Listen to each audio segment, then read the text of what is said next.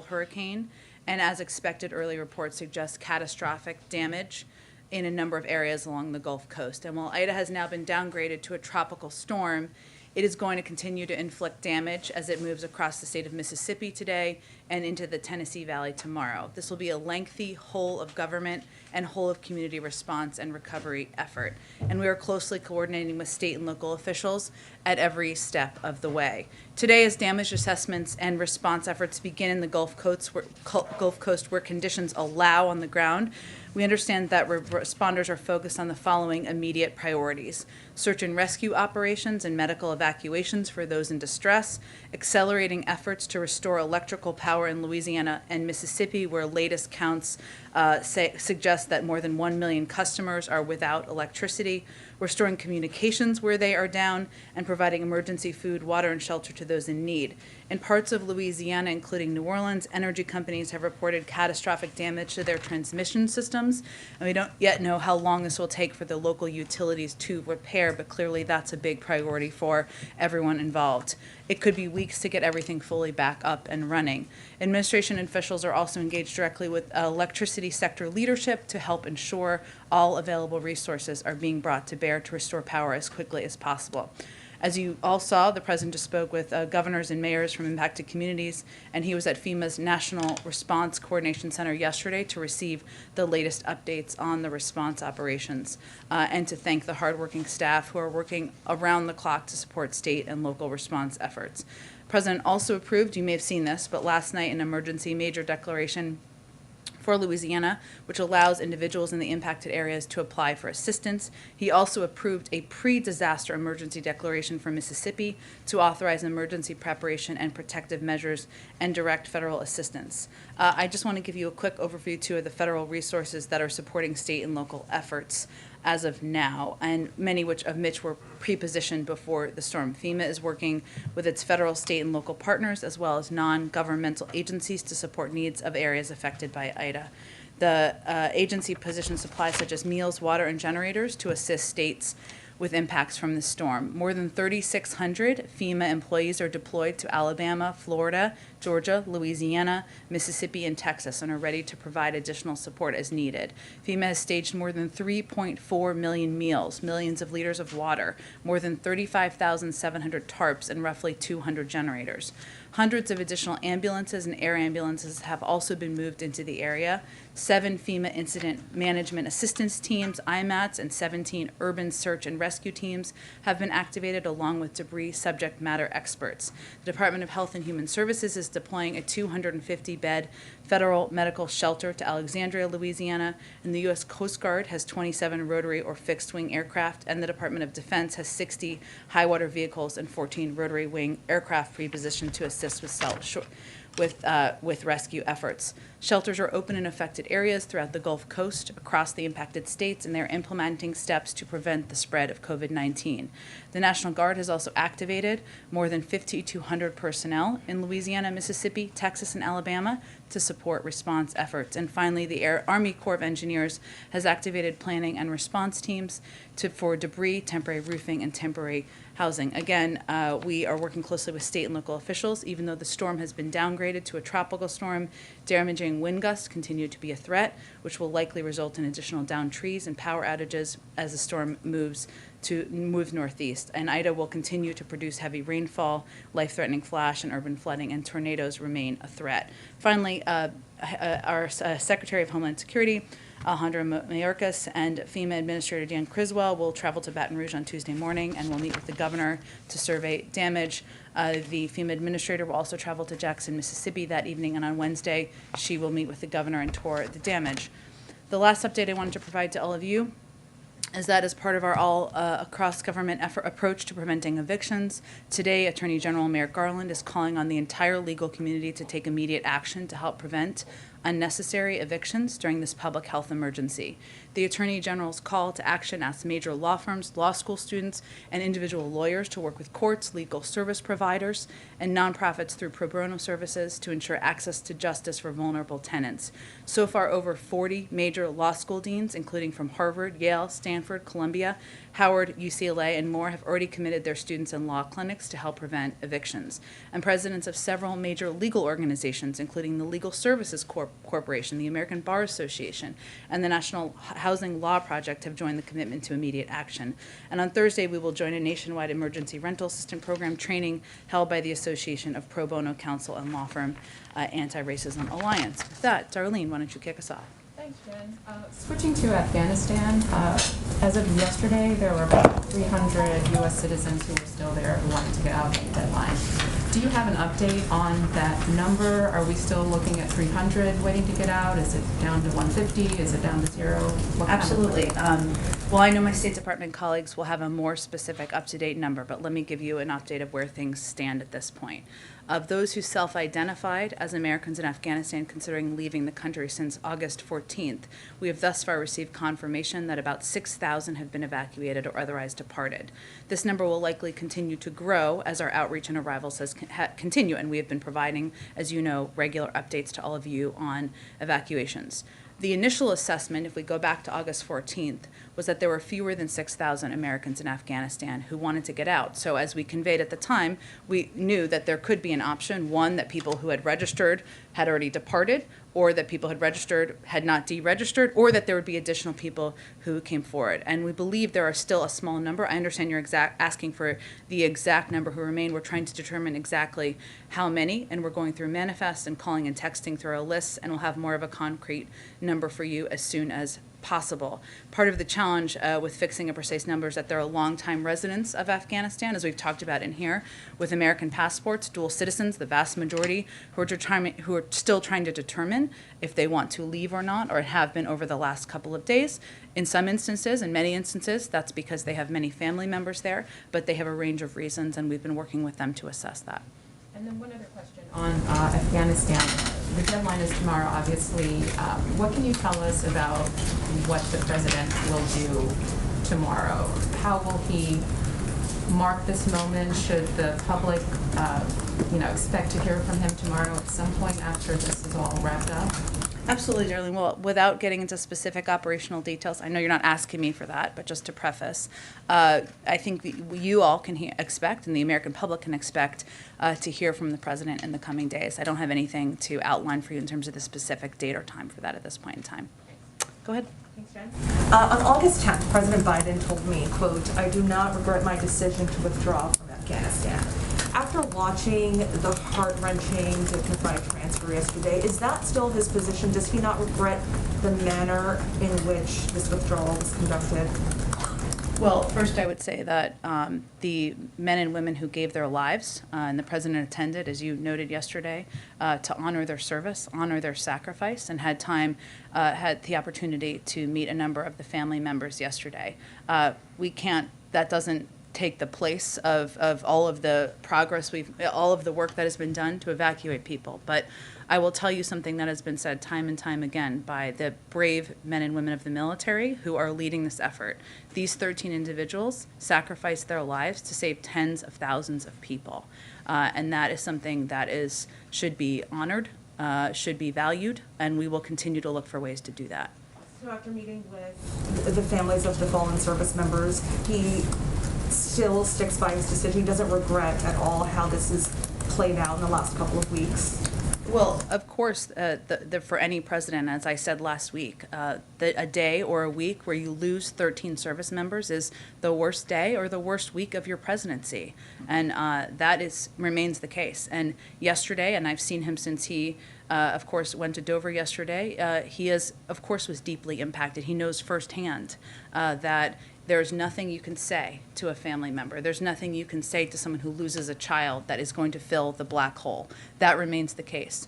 But I will say, if you just take a step back beyond yesterday, the president stands by his decision to bring our men and women home from Afghanistan, because if he had not, his view and the view of many experts and military out there is we would have sent tens of thousands potentially, or thousands at least, more troops back into harm's way, risking more lives and more people to fight a war the Afghans were not willing to fight themselves. Nothing has changed in that regard.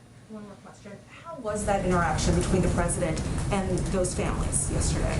Well, I'm obviously not going to speak to private conversations between the president and the parents of service members who lost their lives saving others. He was grateful to be there with the families yesterday and to honor both the heroic service and the incredible sacrifice of their sons and daughters. And while his son did not lose his life directly in combat as they did, or directly at the hands of a terrorist as these families did, that they're mourning, he knows, as I just said, firsthand, that there's nothing you can say, nothing you can convey to ease the pain and to ease what all of these families are going through. But he was honored to be there yesterday and to be able to spend some time with the families. Go ahead.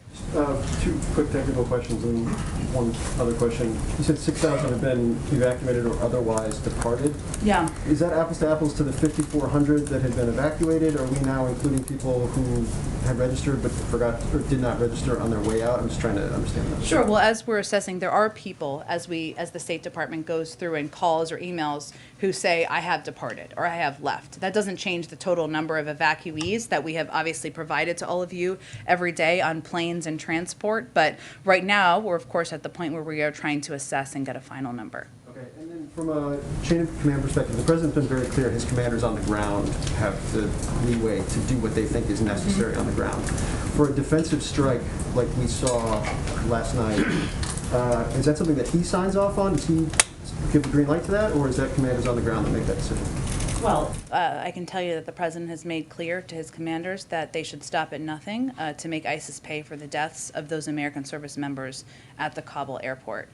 They have the authorities necessary. It is self-defense. Obviously, these are ISIS terrorists who killed U.S. service members. And the president is regularly briefed, but he has directed them to go after and to kill these ISIS terrorists who have taken the lives of the men and women serving our country.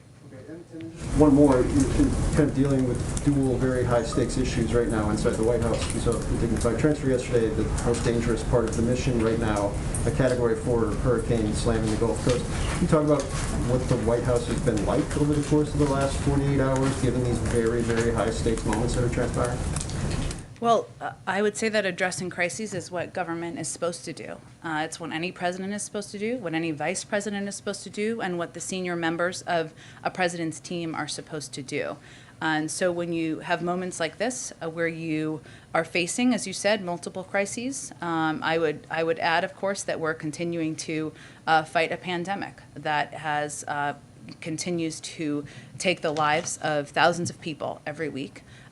You have to rely on strong and capable team members, and you have to be nimble enough to adapt quickly. But I think we would argue this is actually government working to do our best to function as best as we can. Is it tough? Yes. Are the days long? Yes. Is it always going to be perfect? No. But this is exactly what government is supposed to be doing. Go ahead. Jen, back on the hurricane, is the White House seeing reports or have any data about fuel shortages with some of the refineries impacted and rail lines suspended? It is something we're monitoring closely, Jeff. We have not seen to date that as an issue, but we will closely monitor that and will continue to over the coming days. And is the White House along the same lines considering or see the need for Jones Act waivers to deal with fuel shortages? Well, as you noted, the Jones Act, which we talked quite a bit about just a few weeks ago, there are a range of tools at our disposal that the federal government has to address fuel supply shortages during natural disasters by issuing emergency waivers of certain fuel standards in affected area. And obviously, if warranted by circumstances, EPA's temporary waivers can help ensure that adequate supply of fuel is available. EPA, as well as several components of the government, are in touch with our state partners in Louisiana and Mississippi, as well as operators of refineries, pipelines, tanks, and other infrastructure to assess the situation on the ground and what needs exist to ensure the supply of transportation fuel. We have not made that assessment at this point in time, but we do have those authorities should they be needed. Last follow-up on the Afghanistan the meeting with family yesterday. Does the president plan to continue to stay in touch with those families? Absolutely. And he's going to continue to look for ways of honoring them and the lives that were lost last week as well. Go ahead. Thank you. Just a few others on the ongoing evacuation, with the caveat that things are changing, winding down, numbers as they get reported here versus situations on the ground. Sure. We heard through the weekend of Americans who were told to get to the airport and then unable to do so because of the danger on the ground. If for some reason, and we don't have a specific example just yet, but there very well may be, depending on when the final flights out are, what would be your message to those Americans who may be left behind who were trying to get out? Well, as you noted, and I appreciate the caveat, we are continuing, we remain in touch with American citizens, as I noted at the top, to Darlene's question, and we are continuing to work to evacuate American citizens. What our message directly would be is that our commitment is enduring, and our commitment does not waver, even as we bring our men and women from the military home. And let me just outline for you a couple of the steps that are ongoing that I expect we'll give you updates on as details are finalized. First, on the diplomatic front, the Secretary of State is going to be meeting with a number of his international partners. Just over the weekend, the State Department put out a letter from 100 countries making clear that there must be safe passage for citizens, for Afghans who want to leave after the 31st. On Friday, one of the Taliban leaders delivered public remarks conveying that individuals who wish to leave after the 31st would be able to do so. That does not mean we trust what they say, but there is an enormous amount of international leverage that we will continue to work in a coordinated way with our partners around the world. And there is also, of course, a discussion about what our diplomatic presence may look like moving forward. As our Secretary of State and our National Security Advisor confirmed yesterday, our current plan is not to have an ongoing presence in Afghanistan as of September 1st, but we will have means and mechanisms of having diplomats on the ground, being able to continue to process out those applicants and facilitate passage of other people who want to leave Afghanistan. We will have more details for that, I expect, in the coming days. And can I add one more piece that we're working on? The other piece of this is operational, which of course is the airport and the airports. There are also regional airports. And we are currently working with a range of partners in the region about how to keep those up and operational. We need to reopen or figure out how to work with our partners to reopen the civilian airport and ensure that that is a mechanism. That is an area where there is mutual interest by the United States, by international organizations like the World Food Program who want to get assistance in, and by the Taliban to get these airports operational and running. You anticipated part of my next one because this ongoing conversation with the rest of the world about being able to get people out if they want to leave. Is there any sense of how long Afghans who are trying to leave, who don't leave by tomorrow, are going to have to wait for further instruction or sense of whether or not they're going to be able to go? I will tell you that there is ongoing, immediate, urgent conversations happening at a very high level with international partners now, and we hope to have more of an update on that in the coming days. There are different components of this, right? The airport operations, it may take some time to get that going, but we are working through a range of mechanisms so that there can be an ongoing efforts to move people out who are looking to depart Afghanistan. Just one final one on this, because again, based on things we've heard from people there, did the evacuation of non-Americans, SIV recipients or people who were applying and were eligible enough to leave, effectively stop after Thursday's attack? No, we have continued to work to evacuate individuals since that time. I think we've put out a range of numbers since then who make clear that we have continued to evacuate Afghan partners and other applicants. Go ahead. As the U.S., first of all, it's approaching midnight at the end of the 30th now in Kabul. Is that the way you view the deadline, or does the White House view the deadline as some point tomorrow? I'm not going to get into operational details of when we will continue our retrograde efforts. That's led by the Department of Defense and our team on the ground. The President said he believed, recently you followed and said the same, that he believed that they were on pace, this was before the attack, on pace for the achievement of our objective. So as we approach that deadline, whether tonight or tomorrow night, whatever it is, did the U.S. accomplish its objective, knowing that there will be likely thousands of SIV applicants and others still there, and certainly some Americans as well? Did we achieve our objective? I think first we have to date evacuated more than 120,000 people. That's 120,000 lives that we have saved, including 6,000 Americans and their families, many of them dual nationals. And we are continuing. Our commitment is enduring to Afghan partners, to American citizens who may not have decided to leave. That is their right to determine when they want to leave. That commitment is enduring. But we have saved more than 120,000 lives, and I would let you evaluate for that for yourself. Go ahead. When we talk about as the U.S. prepares to leave, whether tonight or tomorrow, there are going to be billions of dollars worth of U.S.-made munitions, arms, military aircraft, armored vehicles that have fallen into the hands of the Taliban here, giving them new capabilities they didn't have before this. Are Americans less safe now because the Taliban now has access to billions of dollars worth of American-made weaponry? Well, let me unpack your question a little bit, because the U.S. military, part of their retrograde effort is to reduce the amount of military equipment or apparatus that anyone on the ground has access to. I'm not going to get into the details of how they do that, but that is part of their effort. I will also reiterate something that our National Security Advisor said just last week. We had to make an assessment several weeks ago about whether we provide materials to the Afghan National Security Forces so that they could fight the fight. Obviously, they decided not to fight or not, and we made the decision to provide them with that equipment and the material. The third piece I would note that's very important here is that we have not assessed that any group on the ground, whether it's ISIS-K or the Taliban, has the ability to attack the United States. Whoa. We clearly need to, sorry, that was an aggressive bug. We need to ensure that remains the case, but that is not a capability that we have assessed to be the case at this point in time. There's a difference between the threat that is posed to U.S. men and women serving or people who are gathering outside of the gates in Kabul and whether these individuals can attack the United States. So I guess, but in simple questions, acknowledging that you're going to try to limit what access they do have to some of the weaponry in ways that you can't communicate here. But at the end of the day, whether it's not the United States, it's under risk as a function of this. Are Americans around the globe? I mean, are Western interests now more at risk because the Taliban has new access to all this weaponry? Well, again, Peter, I would say that the world will be watching. We have an enormous amount of leverage, including access to the global marketplace, which is not a small piece of leverage to the Taliban, who are now overseeing large swaths of Afghanistan.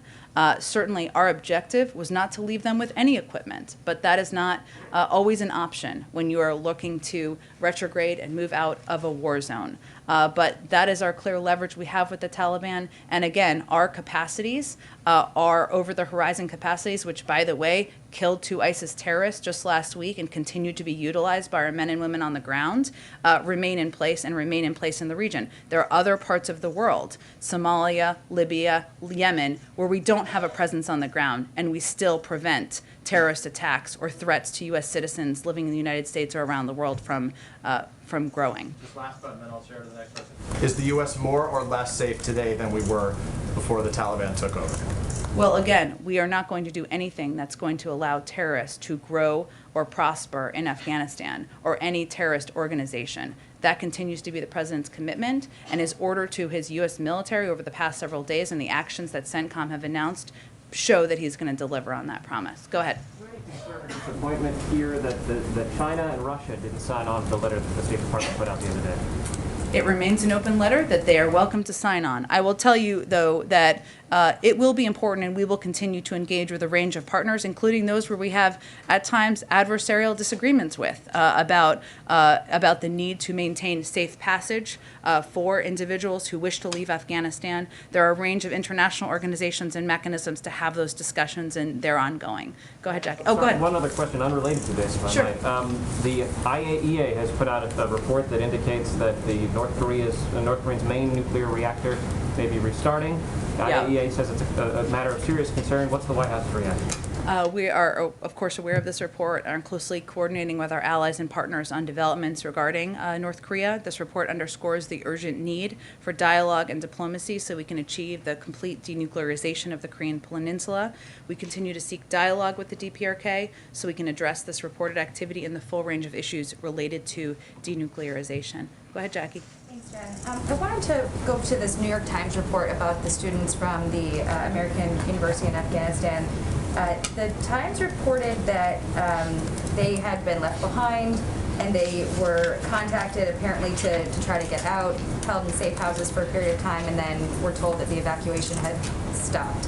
And that separately, the university president apparently told these students and their parents that their information had been handed over to the Taliban, obviously to get them safe passage, which has not yet happened. But my question is, as this sort of draws down, don't we sort of owe a group like that, where we've given out their information, their passport numbers, their names, aren't we obligated in some way to ensure that they get onto these last flights, given the fact that the Taliban, soon after coming into Kabul, posed at the front of the university saying that this is where, you know, the Americans trained people, and they're obviously threatened and scared by that.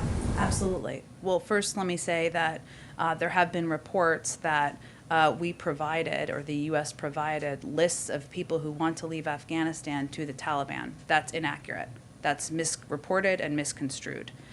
We have also confirmed repeatedly that we have had to coordinate with the Taliban. And so there have been limited cases where it is possible that when buses or individuals are at a border checkpoint and they're trying to get through, in order to get them through, to evacuate them successfully, we have had to coordinate and provide details. I don't have confirmations of those events, but that is the scenario in a limited cases where that would happen.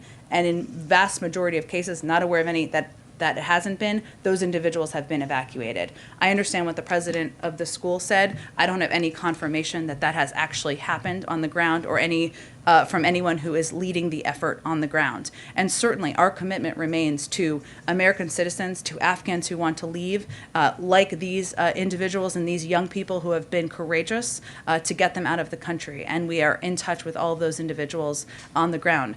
I'd also note, and as they know, it is scary, and it is a very dangerous situation on the ground. Another attack could happen at any time, and when we give these security briefings or security warnings, or tell people to move away from the gate, it is because we also want to save them and protect them. So what we've been trying to do is work with individual cases, with families, with groups, to get them evacuated if and when we can. I'd also note our commitment is enduring. This is a very fluid and dangerous situation on the ground. I just don't have a detail on the current state of this particular case. Thank you. And then on the drone strikes, it seems that we're witnessing these happen, you know, with more frequency. Obviously, we have the, you know, over-the-horizon ability to get this done if we've got the intelligence to do it.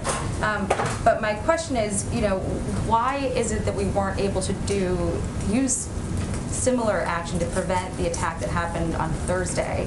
And then part of that is because we now are, you know, hearing reports of how these have been carried out. One of the drones had to fly 8 hours, I think, from UAE.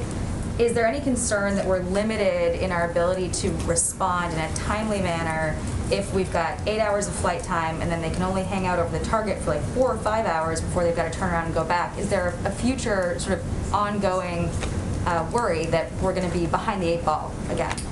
Well, first I would say the fact that we have had 2 successful strikes confirmed by CENTCOM tells you that our over-the-horizon capacity works and is working.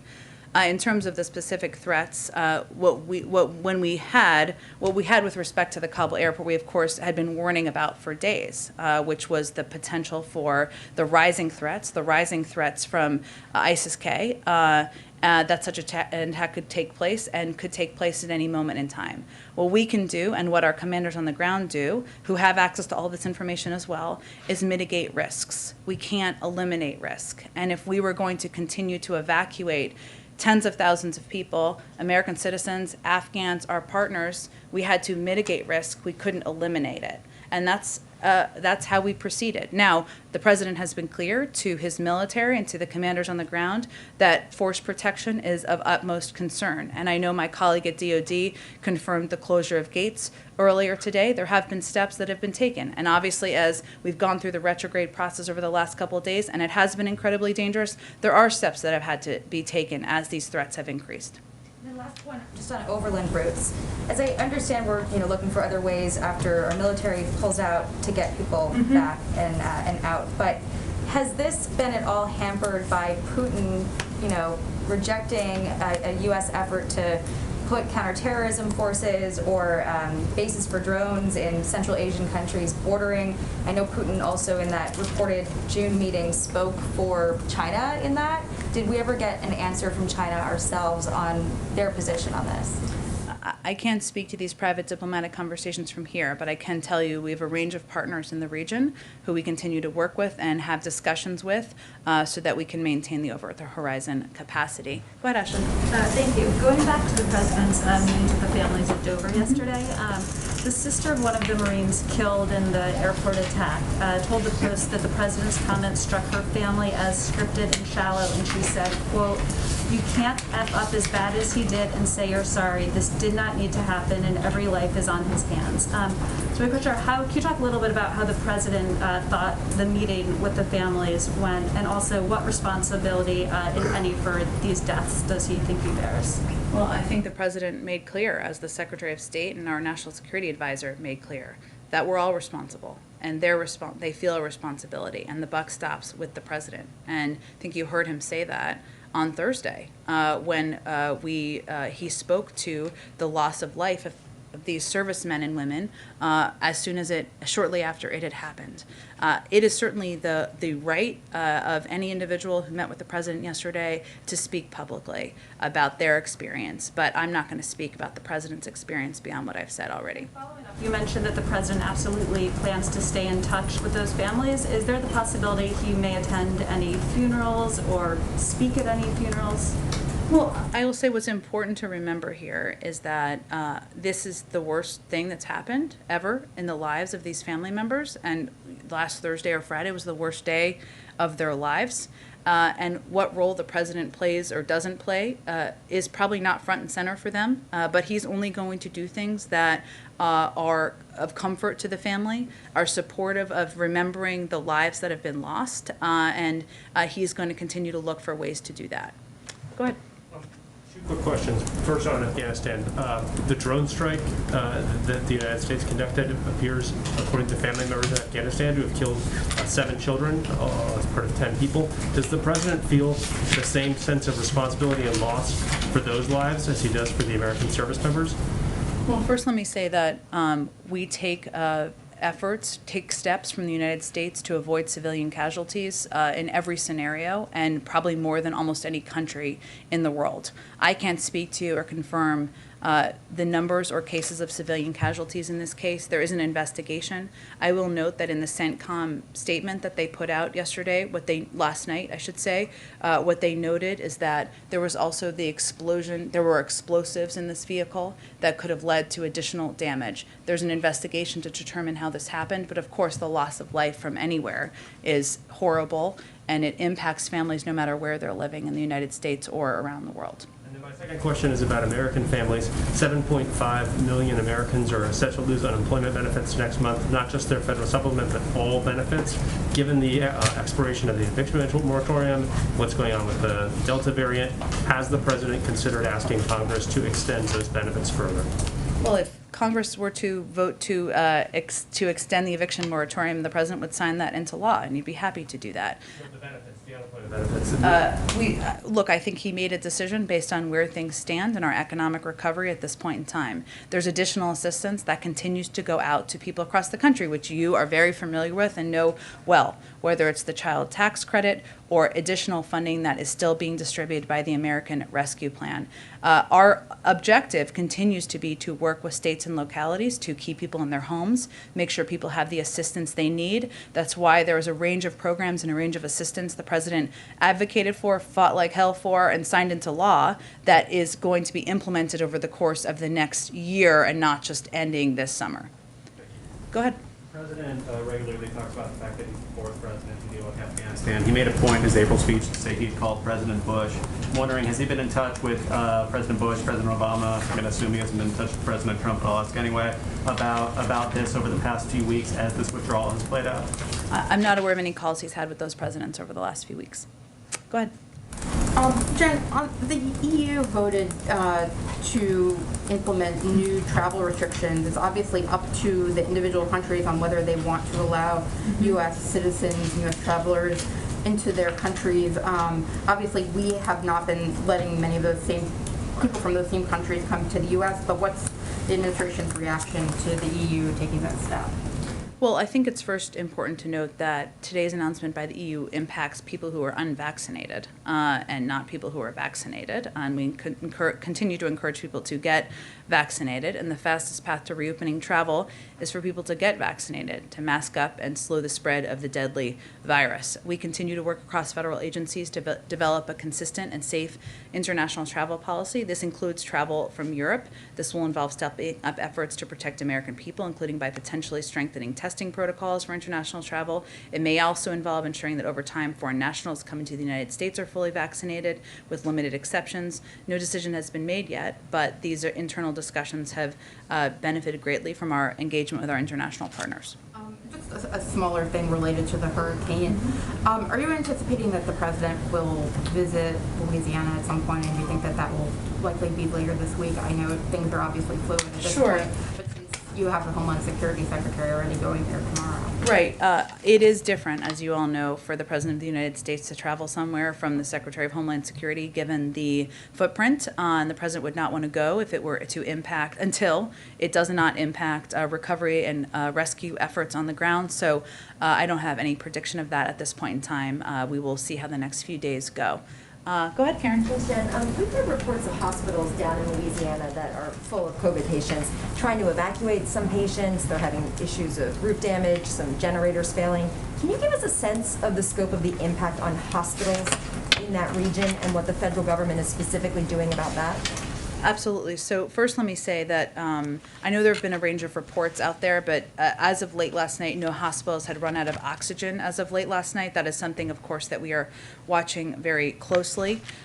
We have, prior to the storm, we had more than 300 federally deployed healthcare personnel on the ground supporting COVID surge response in Louisiana and Mississippi. The Department of Veterans Affairs has made beds available prior to the hurricane to support local hospitals and will be available to assist in response. And HHS and FEMA are working to assess, deploy additional assets as needed. So on hospitals, we also have approximately 39 facilities, as I understand, using generator power, and we are, of course, working around the clock to get power back on where we can. But this is certainly an area where we, not only did the president speak purposefully several over the course of the last few months, and many of our high-level officials have spoken out about the need for people to get vaccinated, but we've also worked preemptively to put in place generators, equipment, emergency personnel to help address. And I expect as we continue to discuss with the governor and health administrators, we'll determine what additional assistance we can provide. Just to follow up on something you said in your opening, that shelters are open in the area and they're implementing steps to prevent the spread of COVID. Can you give us more details on what's being done in those shelters? There are steps including social distancing wherever possible,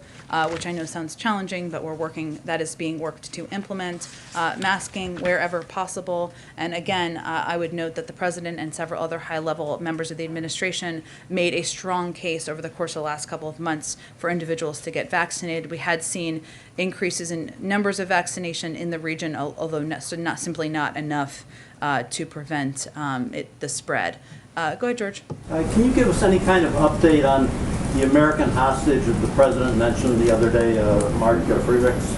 Sure. It is the case of Mark Friedrichs is a case that has been raised repeatedly by our officials from the State Department, and also managed. The State Department is working closely with the special presidential envoy for hostage affairs and the special representative for Afghanistan reconciliation. They've continued to press the Taliban for his release, continues to raise his status in senior level engagements in Doha and Islamabad. Obviously that is overseen, is of great importance to the president, but is overseen in the day-to-day operations by the State Department, who would have any additional updates if there are any.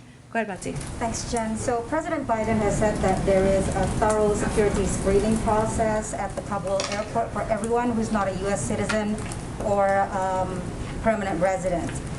So he said that anyone arriving in the United States would have undergone a background check. Can you clarify where this vetting process is taking place? Because our sources have said that the president has instructed Ambassador Ross Wilson to essentially be more permissive, to just get as many people on planes first and then vet later. Can you confirm that? And then I have another second. I mean, I don't think that's a secret. That is something we've conveyed clearly, and that is also one of the reasons why we're so grateful to several dozen countries out there, some of whom are serving as lily pad countries where individuals are going, as for many of them, their screening process is continuing before they proceed to the United States. Okay, and can you respond to allegations from groups assisting evacuations that it's very difficult to get deserving Afghans out because procedures that were given to the Marines on the ground and officers on the ground change constantly, sometimes even daily? Well, I would first say that it's an incredibly difficult and challenging security situation on the ground, as is evidenced by the fact that 13 men and women gave their lives on Thursday, and we dealt with rocket attacks overnight. And of course, force posture and the protection of our troops is going to be a top priority. But I would note that we've still evacuated, if you subtract the nearly 6,000 American citizens, that's 114,000 people, many of whom are Afghans, others are partners who we've evacuated from the country, SIV applicants and others, and saved their lives. So that would be my response to that person. Go ahead. So how many of those people from the 120,000, when will you give breakdowns of the nationalities? How many are SIVs? How many are third country nationals? When can we expect I would that? expect that would come from the Department of Homeland Security, and they're working through that now. Go ahead. There's a wildfire buried down in South Lake Tahoe right now. Is the administration tracking its advance?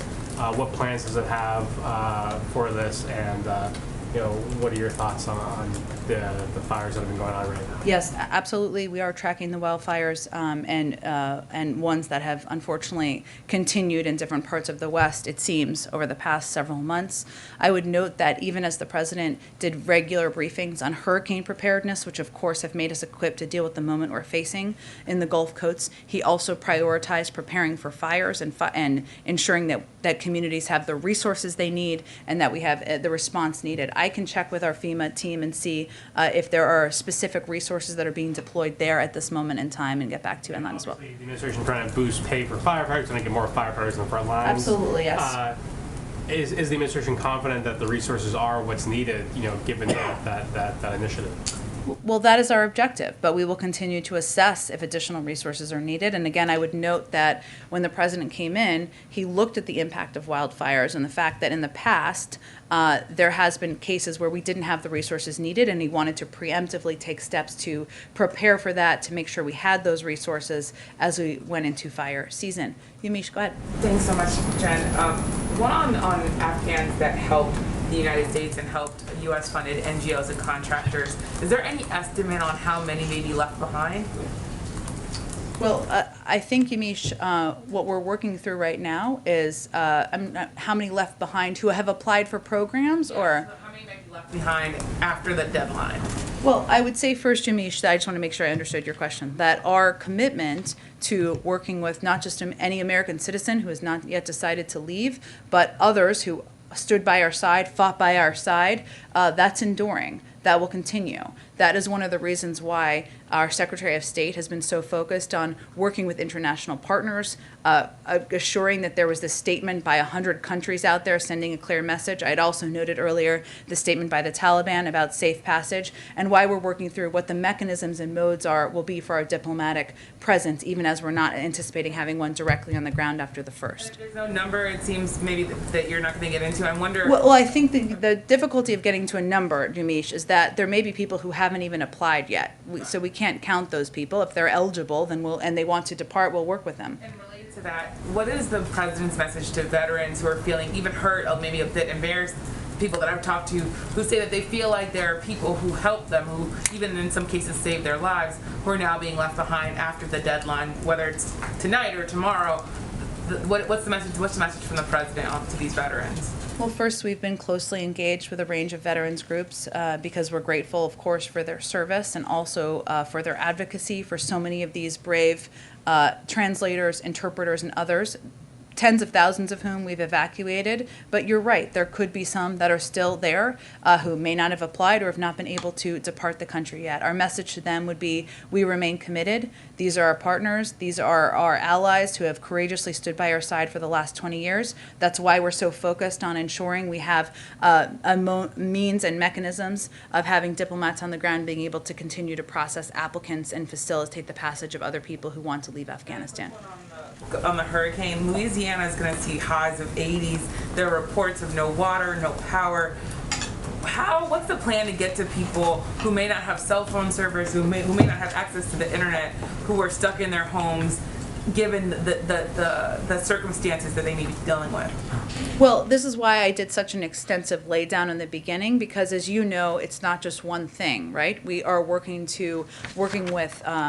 with companies who to get the power back on. That could take weeks. We don't know. We have also preemptively had set up a range of resources, food, water, and other resources that we can get to people on the ground. And we have deployed an across government entities and resources, whether it's from FEMA to the Health and Human Services, to the Coast Guard, to get out to communities, to save lives, to recover, to get people to food, water, and assistance that they need. Go ahead. Thank you, Jen. Okay, last one. You got under Darlene's thumb there. Thank you. Two quick ones. The Washington Post reports that the Taliban offered to stay out of Kabul and let the United States forces secure the city. We told them that we only needed the airport. Is that reporting accurate? I have not seen this reporting. I'd have to look at it. And then a moment ago, you said that some of the reporting about the United States giving lists of the names of Afghans or SIV or Americans to the Taliban was inaccurate at times and misconstrued. I'm wondering if you can just clarify a little bit more, because last week the president said that there had sometimes been instances where maybe a bus is coming through and some names have been given, but then he also added that I can't tell you with any certitude that there's actually been a list of names. There may have been, but I know no circumstance. I think that's entirely consistent with what I just said, or several minutes ago. What I was conveying is that reports or suggestions that we were giving a preemptive, proactive list of Afghans or any individuals who wanted to leave the country to the Taliban are inaccurate. And what the president said, and what I also said, maybe in slightly different phrasing, is that there could be cases where on the ground, commanders who are coordinating with the Taliban to get people through checkpoints, to save their lives, get them evacuated, were saying, here's individuals we need to get through. And in any case that we're aware of, those individuals got through. But again, this is coordination that's happening on the ground. And I think we can all agree there's a big difference between providing a list of people who want to depart proactively and working at the moment on the ground in a coordinated, tactical way to get people out and evacuate and save their lives. So it's a prudential, on-the-ground decision rather than a general massive list. Absolutely. Thank you, everyone. I'll be back tomorrow. Or I'll be here. Thank you, everyone.